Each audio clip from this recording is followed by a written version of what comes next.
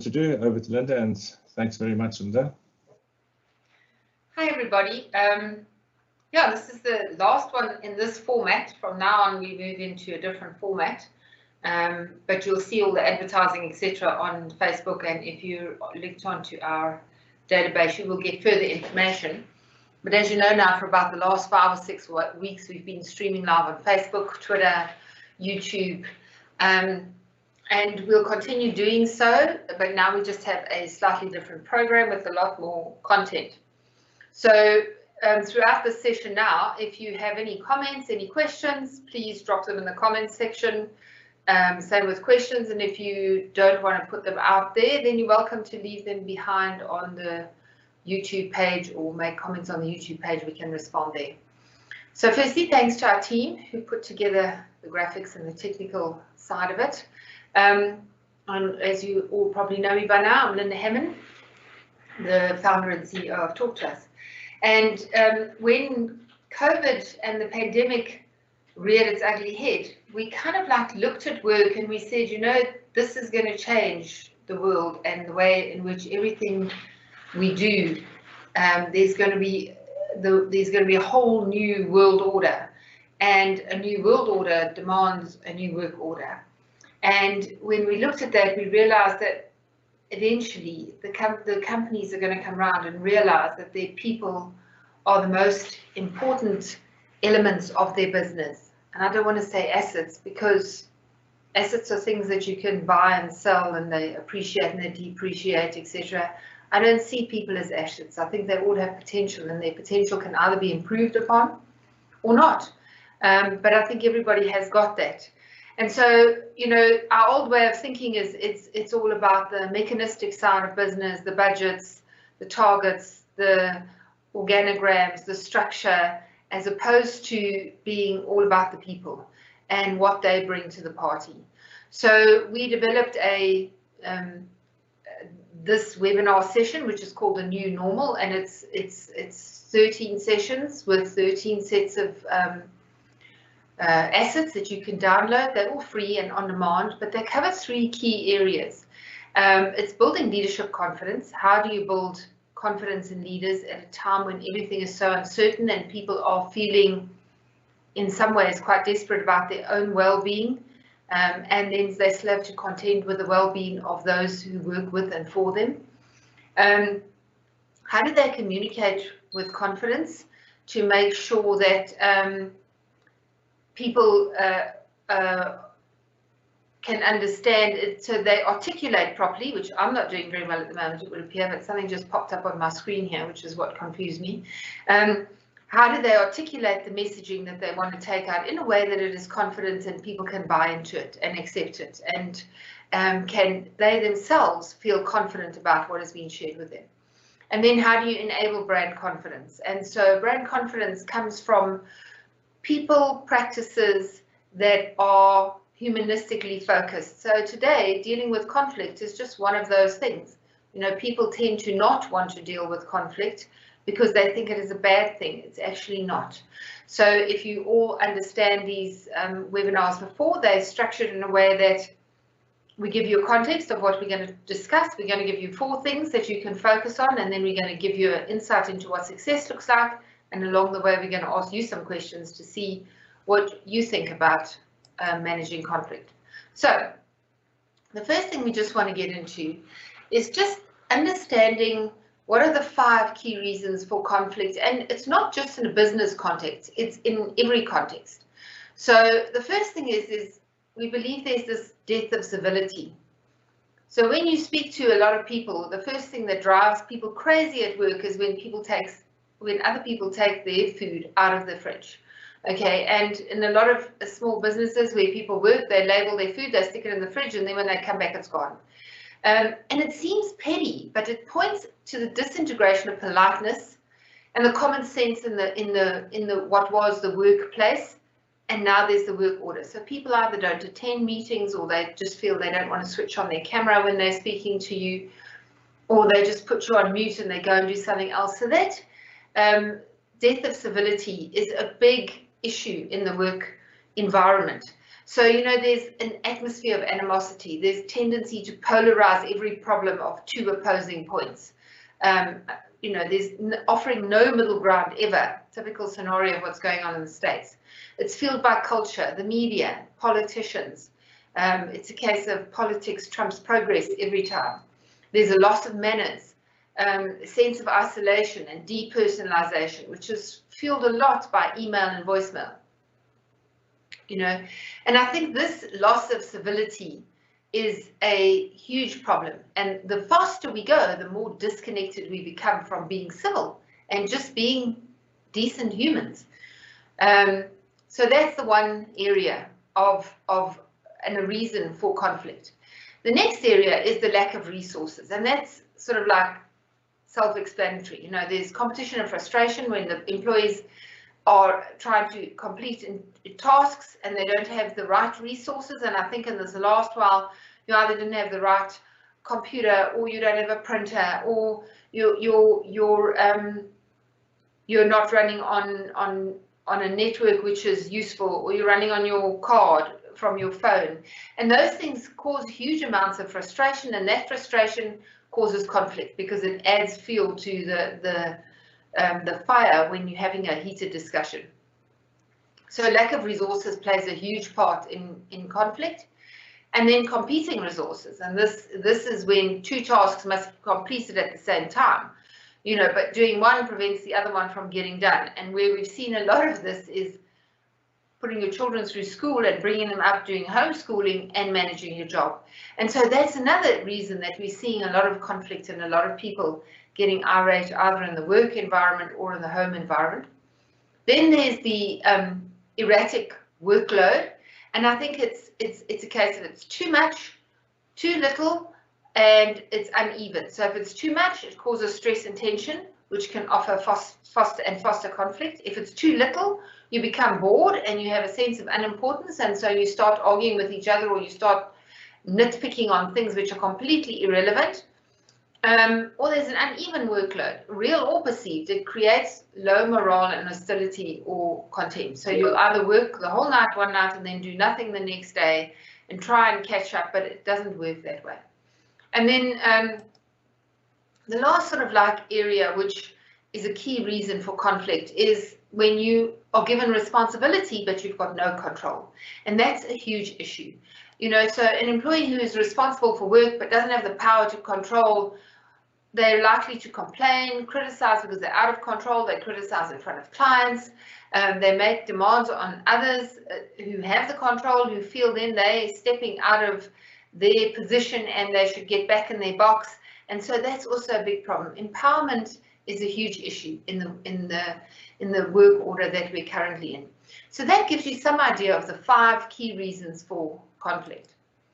Now let's just have a look at 2 different types of conflict. So you've got the reasons on the one side, and then you've got the types on the other side. And so these reasons are usually issue-based, or they're personality-based. And this is a big issue. You know, if it's issues-based, it's objective, it's rational, it involves ideas, actions, decisions, systems, procedures, and it can be quite productive and lead to creative solutions if managed well.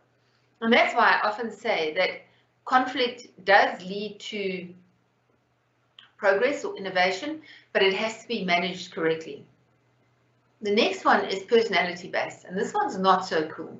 This is subjective, it's emotional, it's personal, it's anger and frustration, which are the most common emotions that people have in conflict.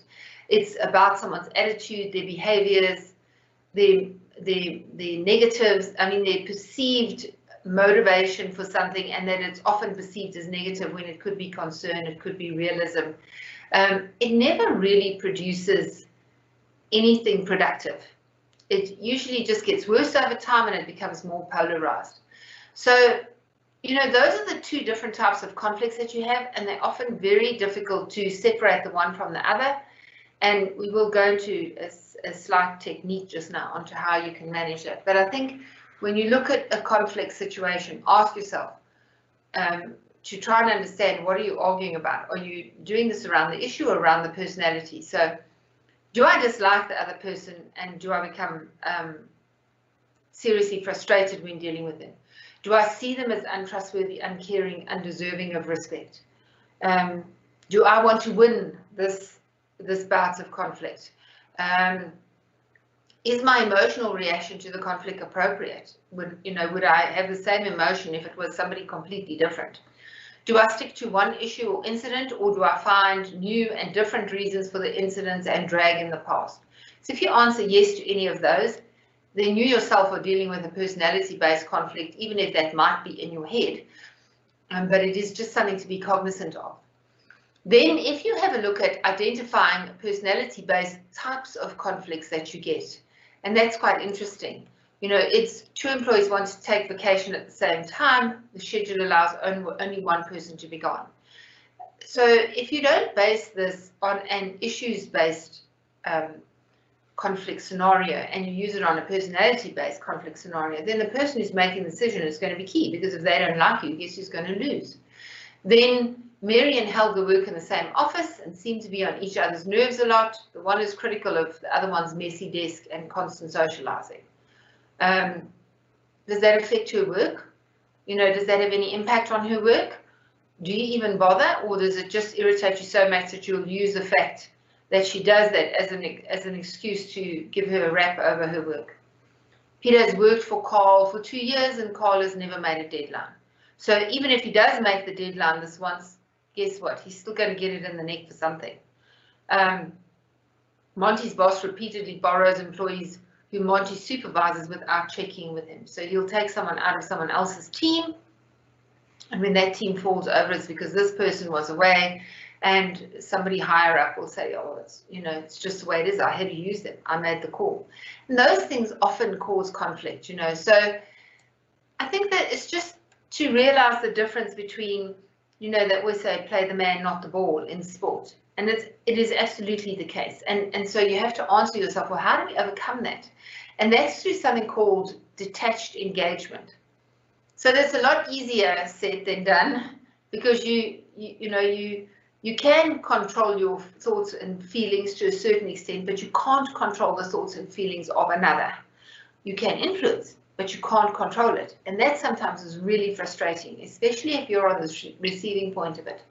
So if you've slipped up once, they will always remind you of that. And it's because that trust has been broken. And now how do you influence them to understand that isn't the case, why whatever went wrong and why we've got the conflict? And really what you need to do is you need to learn, once you're completely out of control and you cannot control this conversation anymore because it has become too much, there's too much personal garbage in between, and you're putting in more energy but you're getting less results, you need to just let go and realize this is a no-win situation. Either find another way to deal with it, and that does happen in a work environment and a personal environment as well. So, the conflict is not an easy subject to cover in 40 minutes. It's actually a really difficult topic. But if you understand the construct of conflict, and you understand the pillars which you can and which you can't adjust, and some behaviors which you can adopt and you can work with, it does make it easier. The big problem with it is, and we get into this later, is that you need to be practiced, because unfortunately when you hit conflict situations, your emotions run high too, and your fallback is always whatever your sort of like natural position is, and somehow a lot of us get stuck in our childhood and we never manage this process. So you need to practice how to manage conflict, so that when you get into it, you actually are ready and you can manage it better yourselves, and you need to watch your own emotions. So it's a very complex topic to cover, but I think you can improve it a lot by using a lot of skills and techniques. And if you adopt a lot of those skills and techniques in your work, and everybody uses the same skills and technique, it can go a far way improving the relationships within the organization. So then I just want to go through this model as well, which is really called the dual concern model. So when you get into conflict, there's always concern for myself absolutely, because what happens if I lose this argument or I lose this conflict? And then there's the concern for the other person as well. So the model you're trying to work towards is you want to collaborate. You want to be in that top right-hand corner where the concern for self is high, but the concern for another is also high. And that's when you start collaborating and you come up with innovative ideas.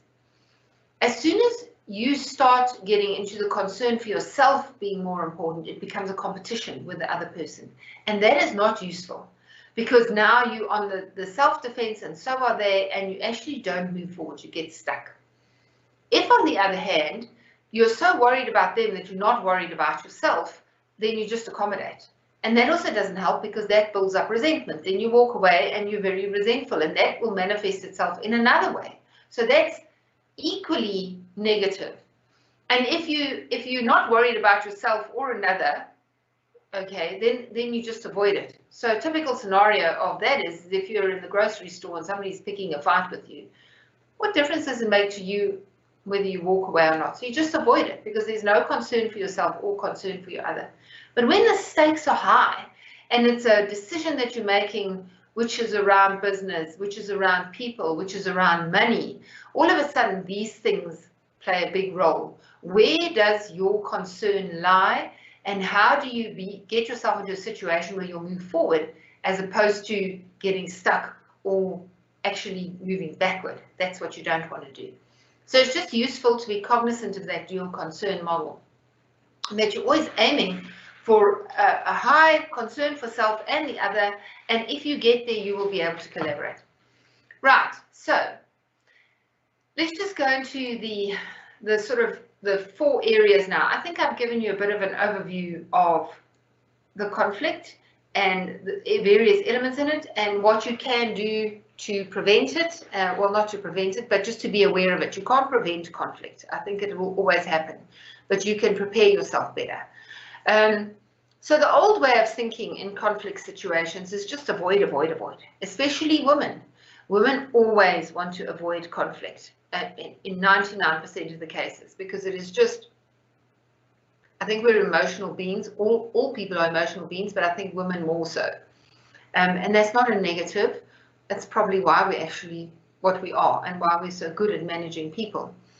But we want to avoid conflict because it's not comfortable. But avoiding it is unhealthy for us as well as for others around us. So the new way of thinking is to embrace conflict and understand that it's a normal way of conducting any social engagement, any engagement in the workplace, in the work order, in a partnership. It is something which is very necessary. So embrace it, but apply skills that you can be taught, because all of these skills you can learn, and make sure you practice the skills so that when you need it, it's on tap. So the 4 areas which I want us to look at today is just, you know, in a conflict situation, how well do you listen and how well should another listen? What are the communication skills that you need in order to make sure that you don't make it worse and to try and move the conversation along? How would you handle challenging personalities? Are there things you can do to handle challenging personalities? And absolutely there are. They might not like being handled, but maybe if you're lucky and you do it well, they won't even realize they've been handled. And then managing your own emotions. How do you manage your own emotions so that you don't add fuel to the fire? And really that is the key 4 areas that we want to get through today. So what I want to do now is take you through to the quick poll. And if you can load your QR code or your QR reader, the quick poll today has got 3 questions in it. So the first one is, what do you consider the most common cause of conflict within your organization? Is it the death of civility, the lack of resources, competing priorities, erratic workload, or responsibility without control? Which one of those 5? Has it always been that way, or has it changed during COVID? It's always been the same, or has it changed during COVID? And what is your typical approach to conflict? Do you avoid it? Do you accommodate it? Do you compete, or do you collaborate?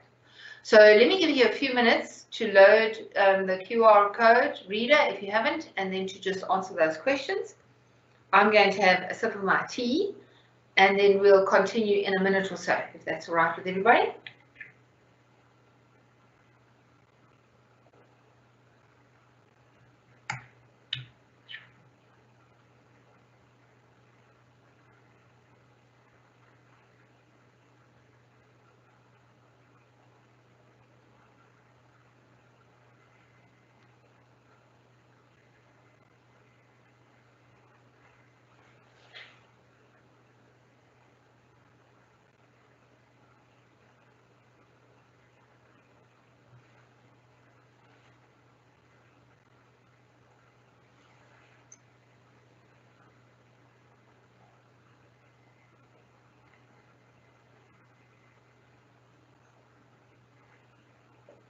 Right, so if you've had enough time to look at that, let's move right along. So let's have a look at the listening skills. And I think it's important here to understand your own listening skills before you start identifying others. But once you know how to identify them, and you can see it in some instances, you know how to deal with it. Not always, somebody will always be different, but this will give you an idea. So the first one is the one right in the middle in the top. It's a faker. We call them the faker. So they show all the outward signs that they're there and they're listening, they nod, they make eye contact, they give the occasional aha, but their mind is elsewhere. And you've all had that. So you're busy sobbing your heart out, or you've really got an issue that you want to deal with them and want them to pay attention to, but it's of no consequence to them. And so that is the faker. And their listening skills are poor because they're just in another world. Then there's the logical or intellectual listener, and they're always interrupting with, why are you saying that? Where did you get your information at? Where did you get your information from? You know, no, I don't think you understand the concept or the theory behind it.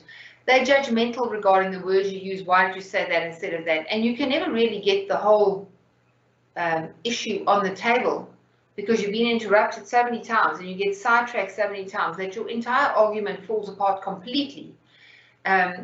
You often find people who are very academic do this. And that is because they want to justify that they should be having this conversation.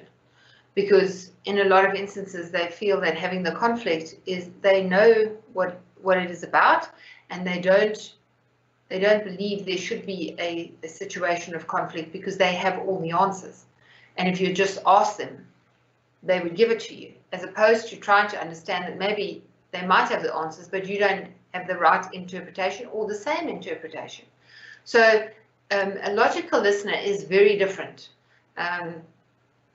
They don't connect any underlying emotion attached to whatever you're saying. It's all just factually based. Then there's the happy hooker.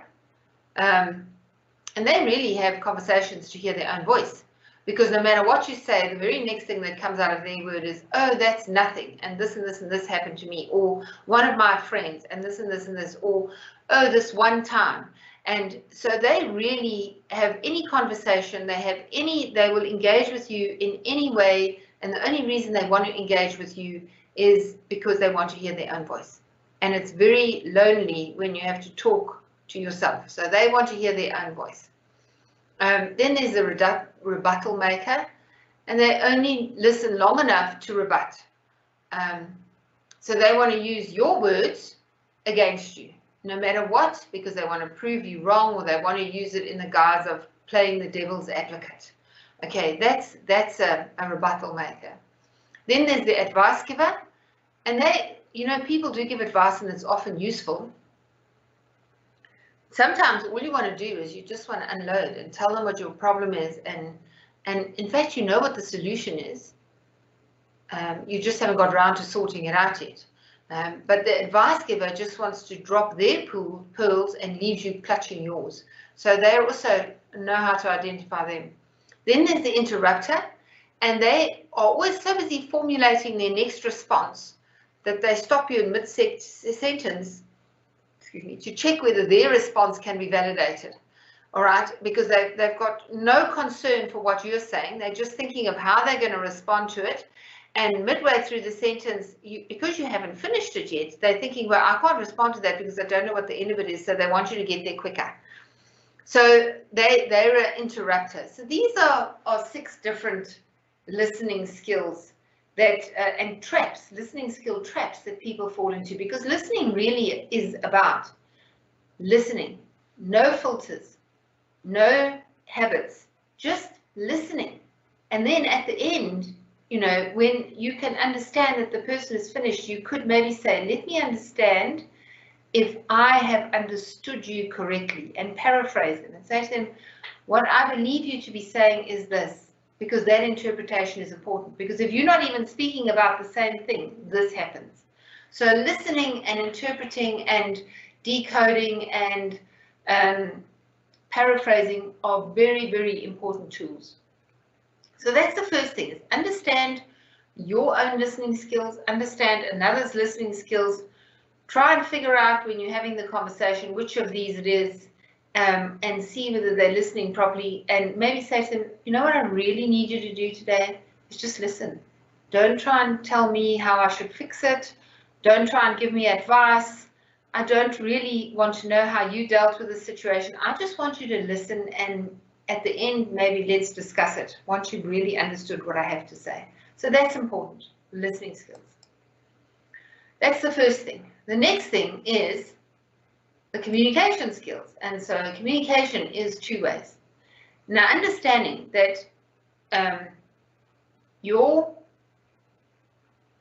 whenever you're communicating, you're influenced by your emotions. And I think that's important to realize it. And in conflict situations, you will either go into the conflict usually in 1 of 4 ways. You're going to be mad, sad, afraid, or glad. Okay, and that's really the baseline emotions. I mean, there could be a million others, like disappointment or excited, or there's a lot of them, but usually you can tap it down to mad, sad, glad, afraid, or glad. And it doesn't mean that conflict has to result in everybody disagreeing, but it does mean, and it also doesn't mean that you can't say what you feel. You need to say what you feel, but you need to be able to leave there without regrets that you've said the wrong thing, and you also be able to say what you need to say without putting people on the defensive. Because if you keep on putting them on the defensive, you don't get past the mad or sad. Okay, you get stuck. And so these emotions are huge. And you need to figure out the person that you're going to speak to. After a while, if you're going into a conflict situation, usually you have some insight into them, and you have some call as to how they are when they're mad, sad, glad, or afraid. But if they're mad, they're usually screaming, swearing, throwing things, banging their fist on the table. If they're sad, often it's crying or looking down or not actually responding. If they're glad, strangely enough, in a lot of instances, people just don't express an emotion because they don't want others to hook onto it and maybe take that gladness away. And then if they're afraid, they're kind of a bit in denial and they look scared. So when you identified an emotion, if you say to somebody, I would like to talk to you about, they might straight away go into one of those emotions. And it's important that you, sorry, I lost my slide. It's important that you understand and can recognize what they've gone into, because there are a number of different things that you need to avoid. So you need to avoid confrontational language, blaming statements. If you told me sooner, you're not listening to me, you're not making sense. Okay, try and replace those with things like, were you aware that, if I'd known sooner, can I have a moment to explain this?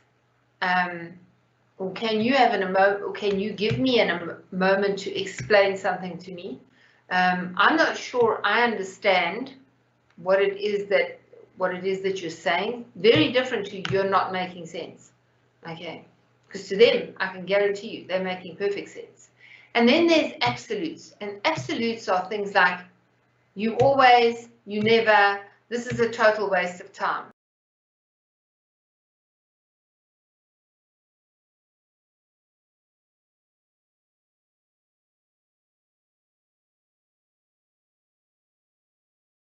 I'm not sure I understand what it is that you're saying, very different to you're not making sense. Okay, because to them, I can guarantee you, they're making perfect sense. And then there's absolutes, and absolutes are things like you always, you never, this is a total waste of time. And that can often be replaced like, it seems like, I've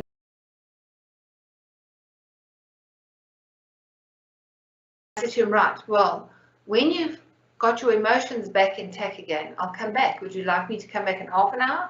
Because really anger does not help. And it is just as much as what you must control yours, they must control theirs.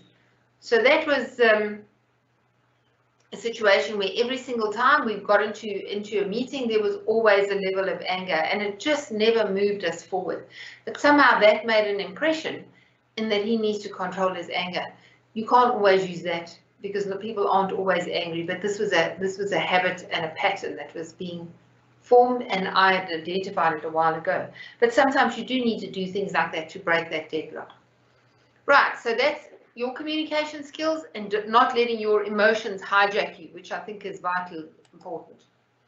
Then the next area is really handling challenging personalities, and that's very difficult because, as we said earlier on, is you can manage yourself, but you cannot manage someone else. You can only influence them. So the first thing to do is, remember we spoke about that detached engagement, and that's the ability to separate issues and personalities in a conflict. So what is the issue and what is the personality? What am I dealing with? So, you know, the types of people that you are going to deal with, they are often people that have got conflict denial. So they just don't want to deal with it because they just don't do. And I'm sure you've heard this, I don't do conflict. Okay, so dealing with someone who avoids conflict is frustrating.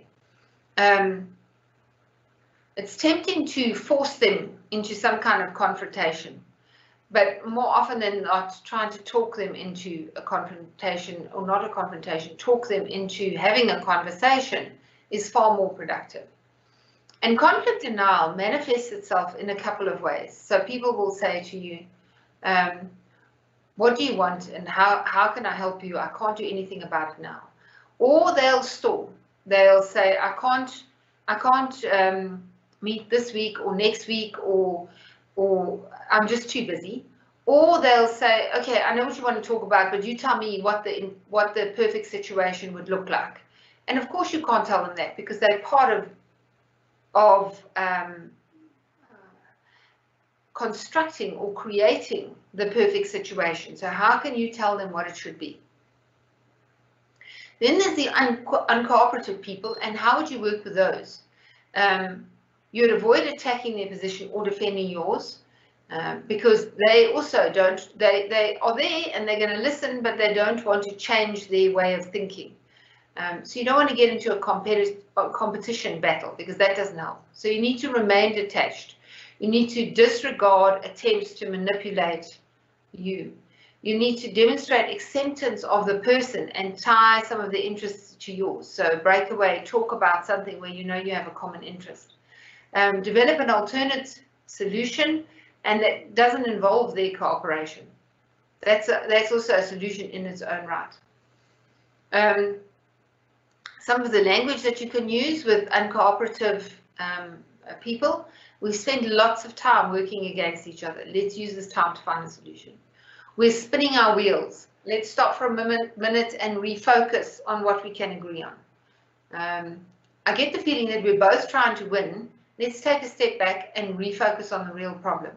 So that's the type of stuff you can use, the sentences that you can use when you're dealing with an uncooperative person. Then there's the hothead, which, believe it or not, is sometimes, although if you can just manage, you know, I always say I'd rather have some energy and passion than nothing at all. But it is a difficult one to handle, you know, especially if you don't deal with angry people a lot. But first thing is deal with them straight away. Don't let it fester, because the longer it festers, the more nasty it's going to be, and you don't need that. You move to a private location, because there will be some raising of voices. Let them vent. Don't try and shut them down. use self-defense tactics if necessary. And I'm not meaning like self-defense tactics. I'm just meaning like, whoa, okay, guys, time for timeout now. Keep quiet. Let's just take a breath. Disrupting questions. Have disrupting questions. Like, when did you start thinking about this? How did you come to this conclusion? And avoid the I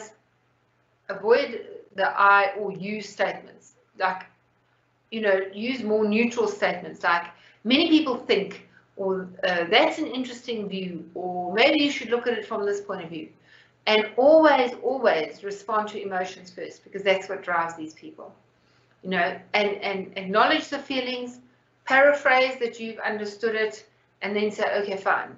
You know, maybe this one's not the one to sort out problems. Let's follow up later. So some of the specific language that you can use in this instance is, I know we both have strong opinions about this issue, but I want to understand your view, because that immediately calms them down, and it makes them feel that they are not being trying to shut down, that you're not trying to shut them down. What would be one small step to let you know things were changing for you? How would I realize that this is no longer working for you and now we need to do this? So that's the type of language you would use to manage a hothead. So that gives you an idea of the three sort of main categories. And there's a whole lot of categories. And when it comes to both communication and handling challenging personalities, you've got your own issues. So not only are you trying to deal with and manage what they're doing, you've got your own issues, because you've got stuff going on here in the back of your head about what this person thinks about you, about what they're saying about you, about how they feel about you, and you have to try and manage that as well as manage this. Conflict is a really difficult thing to overcome. Right, so then the four things, the last one is managing your own emotions. So let's have a look at how you could do better in managing your own emotions. And it's really, what would you do when you're confronting somebody that intimidates you? How would you deal with defeat if you, so to speak, lose the conflict, or you've put forward an idea and it is not going to be accepted? How are you going to manage that? And then I think, just what can you do to practice challenging circumstances? So again, understand how you react. Understand what are some of your triggers, and understand that although you might think it's showing passion, others see that as anger. Okay, and that you can only do by asking people. So when you say to people, what do I look like to you when I'm angry? Do you know that I'm angry? Or do you know that I'm disappointed? And ask them what they see, because that's going to help you tremendously in managing your own emotions. So the first thing to do, if you're going to want to deliver a message which you know is going to land up in confrontation, practice it on yourself first. So determine the core issue, and identify and include your rationale for wanting to bring it up or to have the conversation, because they'll probably have their selfish reason for wanting to then have a co-conversation, and you need to try and get ahead of that. So what are the things they're going to bring up? What are the things I'm going to bring up? Face your fear. Will it be heard? Who are you going to speak to? Be realistic. Don't be too optimistic or pessimistic. So if you're going to speak to a hothead, don't think, well, I'll make sure that they're going to be calm because I've now understood some skills on how to get them calm. No, just understand that you're going to go into this and you're just going to have to ride it out. But the more prepared you are, the better you are. Then test your messaging on someone else, a good friend. So if I came and asked you this and wanted to speak to you about that, how would you accept it? And what were some of the things your counter arguments would be?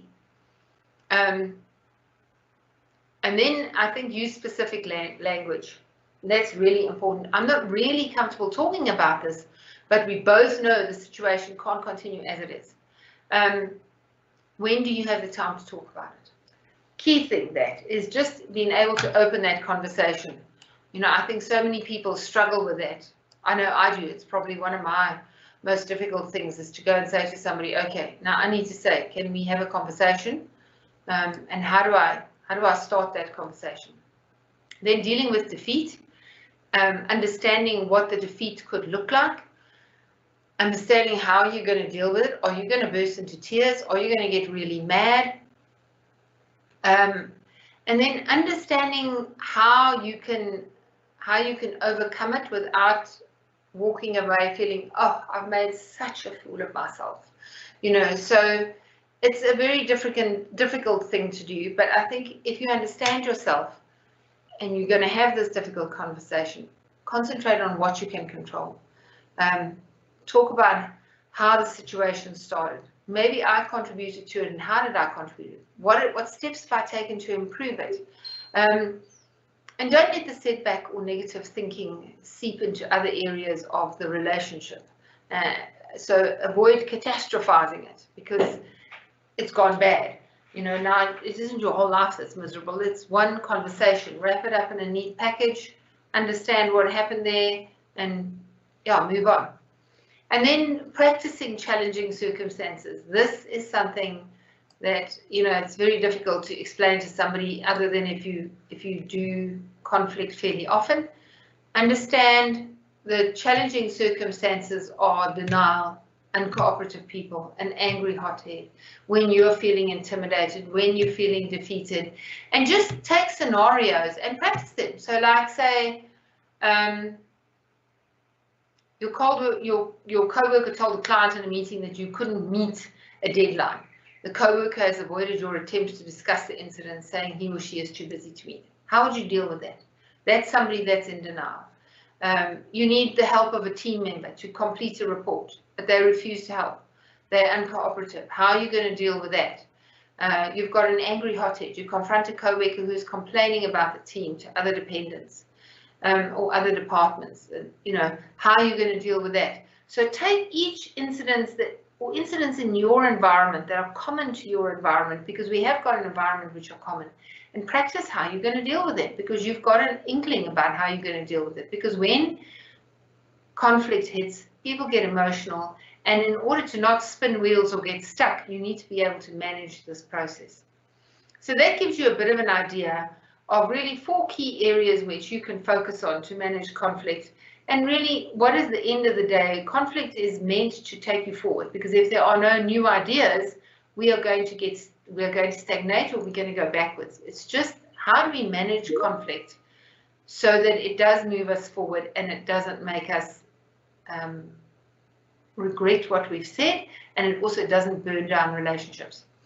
So if we can move on to another quick poll now, and for this one, there's just one question, and it's, what do you consider the biggest issue regarding conflict resolution for yourself? Is it issue-based, personality-based, lack of skills managing conflict, lack of interest to resolve the conflict, all of the above, none of the above?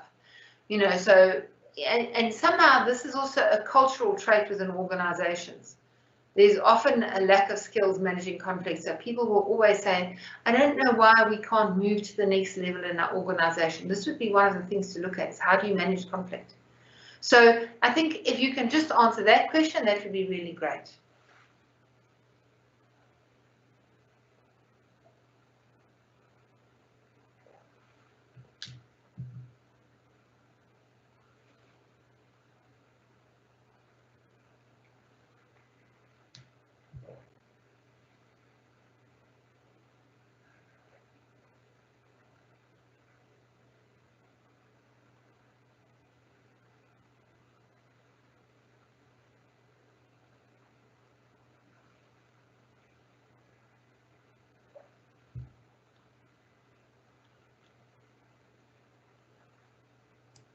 Right. So what would success look like if your organization could, new ideas could get put on the table, people could have conflicts with each other regarding if somebody is upholding the values or whether they're not upholding the values or whether they've overstepped the line. They can have those situations and those crucial conversations. I nearly said excruciating conversations, which that they are too, but crucial conversations in a manner whereby people come out of the conversation and you build the relationship and you move forward. So the first thing is civil conversations that promote progress. And I think that's really important. That element of civility, I think, is so important. Is that respect for one another. One of the organizations that we've been working with recently, we've looked at their value statement, and they have one value, it's respect. And we've managed to take that statement and unfold it into every aspect of their business with that one value, because it really is just respect. It's respect for the world, respect for others, respect for themselves, respect for their work, respect for their customers. And if you unfold it, that word respect is such a big word and can go so far. So it's really important that you can keep civility going when you have difficult conversations. Then there's, you will have high functioning teams, because if your team can deal with conflict, they are just more productive. They just don't spend that amount of energy on negativity and spinning wheels. They spend a lot more energy on coming up with ideas and concepts that make the place better. Then you have problem solvers, people who want to solve problems and not find problems. And that's a difficult thing, because in a lot of instances, and most people, you'll hear the sentence, yeah, yes, but. Try and just replace the but with the and see what a difference that makes. So take away the buts, have a bunch of problem solvers instead of problem identifiers. And then, of course, that'll lead to progress, as always. You know, so when people can have conflicts in a manner whereby they come to an arrangement at the end of it, or they move forward, that's progress. And so it's not necessarily easy to get that, but it is always possible. And I think some of the tips we've given you can help greatly. So I think I'm going to go over to Charles, if he's there, to give us the results from the quick polls. Charles, can you help us?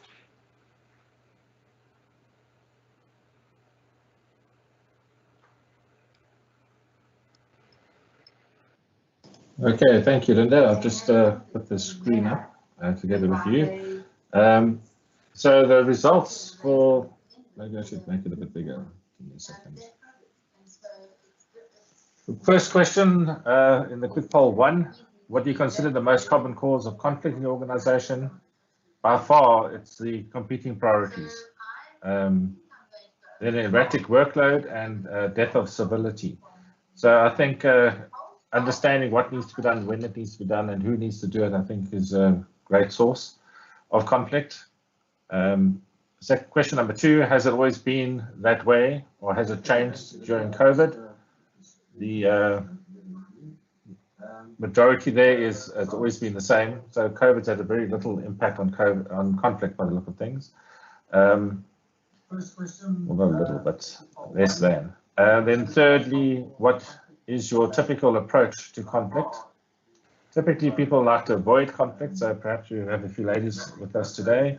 And then one, compete, and a little bit of collaborate. So it gives you the results of 1 and 2. I mean, quick poll 1. Moving on to 2.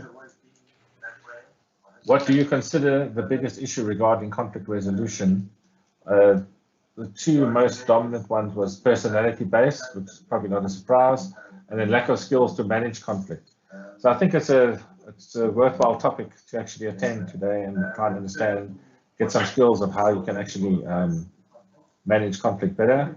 And then there's also a bit of lack of interest to resolve conflict as well. I don't know if that's in part of the person that answered the question or whether they feel that way of others. But that's the results, Linda. Thank you very much, and back to you.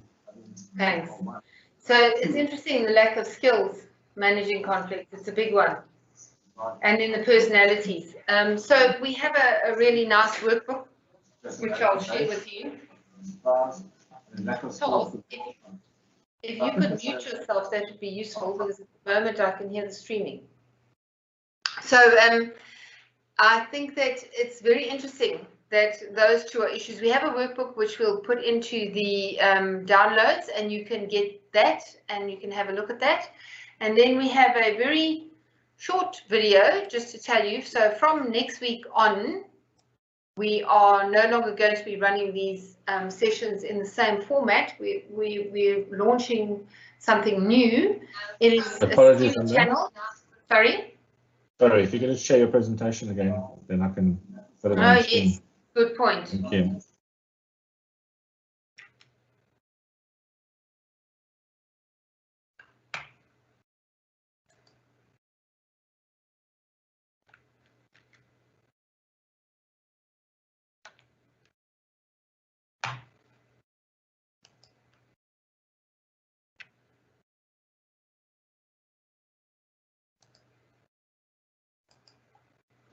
Right. Hopefully you can see that now.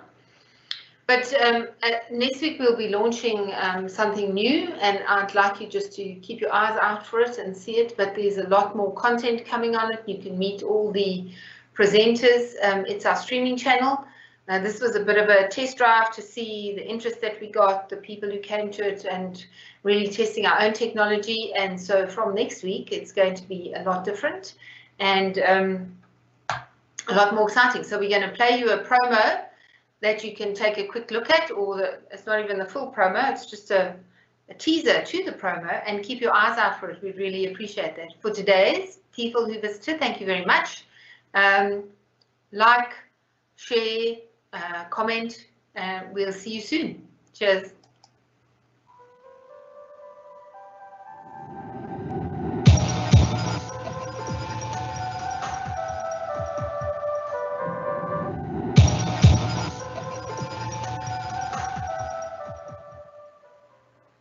Great stuff. So folks, get up, dress up, show up. It's going to be suiting up, caping up. We'll see you soon. Thanks very much.